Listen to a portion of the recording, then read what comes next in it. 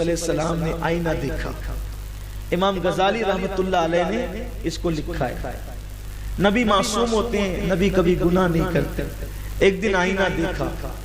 میرے بھائی لوگ بھی بہت آئینہ دیکھتے ہیں نا, وہ یوں کرتے ہیں آئینے کے اندر. ہنسنے کی بات نہیں ہے, ہنسنے کی بات نہیں ہے. بہت ہمارا جسم بہت مضبوط ہے, بازو بڑے مضبوط ہے, تکبر کرتے ہیں. اور یہ اتنے وہ آستین کے کپڑے پہن کر رات کے وقت جب سب سو جاتے ہیں تو بیوقوفوں کی طرح وہ زمین پہ چلتے رہتے ہیں. وہ کیا کر رہا ہے, وہ بنیان پہن کے کیوں نکلا ہے؟ بولے وہ اپنی باڈی بتا رہا ہے. ہنسنے کی بات, افسوس کی بات. اگر اللہ راضی ہو گیا, اللہ راضی ہو گیا تو تب تو تیری یہ باڈی سلامت ہے, ورنہ پھر اس کو تو قبر کے کیڑوں نے کھانا ہے. اس کو قبر. ایک مرتبہ حضرت جنید بغدادی کے قریب سے کوئی کتے لے کر کے نکلا. توجہ فرمائیں, حضرت جنید بغدادی کے قریب سے کوئی کتے لے کر کے نکلا تو کہنے لگا جنید, اولیاء اللہ کا مذاق اڑانے والا تھا, کہنے لگا جنید میرے کتے اچھے ہیں یا تو اچھا ہے؟ میرے کتے اچھے ہیں یا تو اچھا ہے؟ جنید بغدادی نے برا نہیں مانا, کہنے لگے اگر ایمان پر چلا گیا اور میرا رب راضی ہے تو پھر میں اچھا ہوں, ورنہ تیرے کتے ہی اچھے ہیں. یہ ہمارے بزرگوں کی سوچ تھی, فکر تھی. بات کہنے لگا تھا کہ ایک دن حضرت یوسف صدیق یوسف علیہ السلام نے آئینہ دیکھا. آئینہ دیکھتے ہوئے چونکہ تھے بڑے خوبصورت, بہت خوبصورت, بڑے حسین و جمیل تھے. ان کا حسن تو میں بیان کر چکا ہوں آپ کے سامنے. اتنے حسین تھے کہ کھانا کھاتے تھے تو لقمہ حلق کے نیچے اترتا ہوا نظر آتا. اب تو حسینہ اعظم بھی ایسی کوئی نظر نہیں آتی دنیا میں جن کو حسینہ اعظم کا ایوارڈ دیا جاتا ہے. ایک مرتبہ میں بمبئی کے ایئرپورٹ پر اترا تو میں نے دیکھا کہ بہت بھیڑ لگی ہوئی ہے, بہت ہنگامہ بپا ہے ایئرپورٹ پر. تو میں نے پوچھا کہ کیا ہو رہا ہے, تو بولے کہ حسینہ اعظم آج ایئرپورٹ پہ آنے والی ہے, تو تھوڑا سا آپ بھی رک جائیں تو آپ دیکھ لیں. وہ کیا اس کو انگلش میں کچھ کہا تھا انہوں نے, لیکن میں اس کو, میرے ذہن سے نکل گئی وہ بات. وہ جو بھی کہا تھا انہوں نے تو کہا کہ وہ, لیکن اس کا ترجمہ بہرحال یہ کہ حسینہ اعظم آج ایئرپورٹ پر آنے والی ہے, آپ تھوڑا سا رک جائیں. کوئی مسلمان ہی صاحب تھے تو کہا رک جائیں, آپ بھی دیکھ لیں. میں نے کہا کہ یہ حسینہ اعظم کو میں کیا دیکھوں, کیونکہ ہم جس حسن اعظم کو مانتے ہیں, ہم جس حسن اعظم کو مانتے ہیں, اس کو دیکھنا ان کی توہین سمجھتے ہیں. اس لیے کہ ان کے پاس جو حسن ہے وہ ان کے پاس کا, میرے امام نے کہا وہ کمال حسن حضور ہے. یہ گمان نقص جہاں نہیں, یہی پھول خار سے دور ہے, یہی شمع ہے کہ دعا نہیں. اور پھر دوسرے مقام پہ کہتے ہیں حسن کھاتا ہے جس کے نمک کی قسم, وہ ملیح دلارہ ہمارا نبی. یہ بھی کوئی حسن ہے جو ہر مرتبہ لالی اور پاؤڈر کا محتاج ہے, وہ بھی کوئی حسن ہے. جس پہ پاؤڈر نہ لگے تو پھر وہ چہرہ بھی اتنا مکروہ ہو جائے کہ دیکھ نہ سکے لوگ. میرے محبوب کا حسن وہ حسن ہے کہ حسن جس پر خود فدا ہے وہ حسن مصطفیٰ ہے. حسن جس پر خود فدا ہے وہ حسن مصطفیٰ ہے. اس لیے کہ ان کی ملاحت کی شان کیا ہے, ان کی ملاحت کی شان کیا ہے. انسان حسین نہ ہوتا اگر مصطفیٰ جان رحمت انسان بن کر نہ آتے. ہمارا تو ایمان یہ ہے انسان اس دن سے حسین ہو گیا جس دن سے لباس بشر میں محبوب آ گیا. اسی لیے وارث پاک کے وہ عظیم پروردہ جسے دنیا بے دم شوار کہتی ہے, ان کا یہ شعر مجھے بہت پسند ہے. اب آدمی کچھ اور ہماری نظر میں ہے. اللہ کی مخلوق میں فرشتوں سے زیادہ خوبصورت انسان ہے, فرشتوں سے زیادہ خوبصورت. بیدم صاحب بڑے دمدار بات کرتے ہیں, کہتے ہیں کہ اب آدمی کچھ اور ہماری نظر میں ہے, جب سے سنا ہے یار لباس بشر میں. اب آدمی کچھ اور, اب آدمی کچھ اور ہماری نظر میں ہے, جب سے سنا ہے یار جب سے سنا ہے یار لباس بشر میں ہے، جب سے یار لباس بشر میں آیا انسان کی آبرو رہ گئی، ورنہ یہ مٹی کا انسان بھی کب سے خوبصورت ہو گیا۔ یار خوبصورت ہے تو انسان خوبصورت ہے، جب سے سنا۔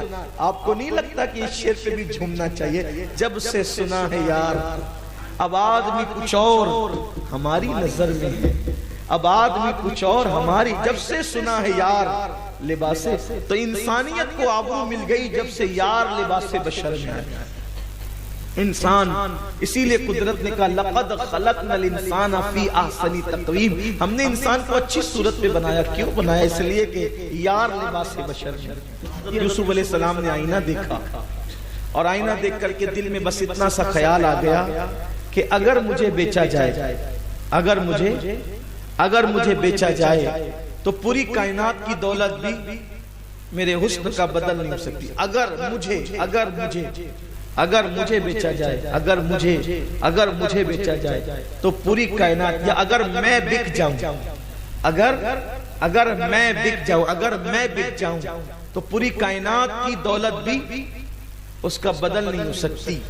پھر کیا تھا؟ اللہ کی مرضی کے بغیر ہوتا کیا ہے؟ اللہ کا نبی معصوم ہے، لیکن اللہ کے نیک بندوں کو کا امتحان لے کر اللہ جو دوسرے بندے نا ان کو پیغام دینا چاہتا ہے۔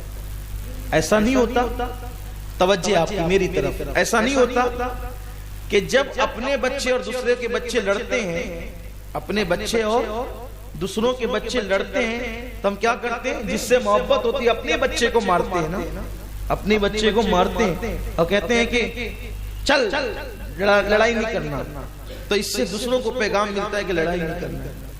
بلا تمثیل حضرت یوسف علیہ السلام نے سوچا آئینہ دیکھ کر کہ اگر میں بکوں، میرا حسن بکے تو پوری کائنات کی دولت بھی اس کا بدل نہیں ہو سکتی۔ پھر اللہ نے گھر سے نکلوایا بھائیوں کے ذریعے سے، سوتیلے بھائیوں نے مارا، کنویں میں ڈالے گئے، پھر نکالے گئے۔ اس کے بعد مصر کا قافلہ جا رہا تھا، جب بھائیوں نے کہا کہ یہ تو معاذ اللہ بھاگا ہوا غلام ہے، حضرت یوسف علیہ السلام کہا کہ اگر کچھ کہا تو اور ماریں گے۔ حضرت یوسف نے گردن جھکا لی، اور پھر حدیث پاک میں آیا ہے کہ کھوٹے سکوں کے بدلے، کیا؟ کھوٹے سکوں کے بدلے حضرت یوسف کو بیچ دیا۔ جب حضرت یوسف علیہ السلام کو کھوٹے سکوں کے بدلے بیچا تو فرشتے نے کان میں آ کے کہا یوسف تم نے اپنی قیمت کیا لگائی تھی اور تم کیا بکے؟ کھوٹے سکوں کے بدلے۔ فوراً اللہ کے نبی نے توبہ کی۔ اللہ کا نبی معصوم ہوتا ہے، گناہ کبھی اس کے قریب سے گزر کر نہیں جاتا، لیکن یہ بندوں کی عبرت کے لیے اللہ بتا رہا ہے۔ جب فرشتے نے کان میں کہا تم نے قیمت کیا لگائی تھی اور بکے کیا؟ کھوٹے سکوں کے بدلے چند دراہما بکسم معدودہ، قرآن کہتا ہے چند کھوٹے سکوں کے بدلے بیچ دیے گئے۔ حضرت یوسف نے فوراً توبہ کی، رجوع کی اللہ کی طرف، مولا مجھے معاف کر دے۔ وہ خیال ہی آیا تھا، حالانکہ خیال پہ سزا نہیں ملتی، لیکن جن کے رتبے ہیں سوا ان کو سوا مشکل ہے۔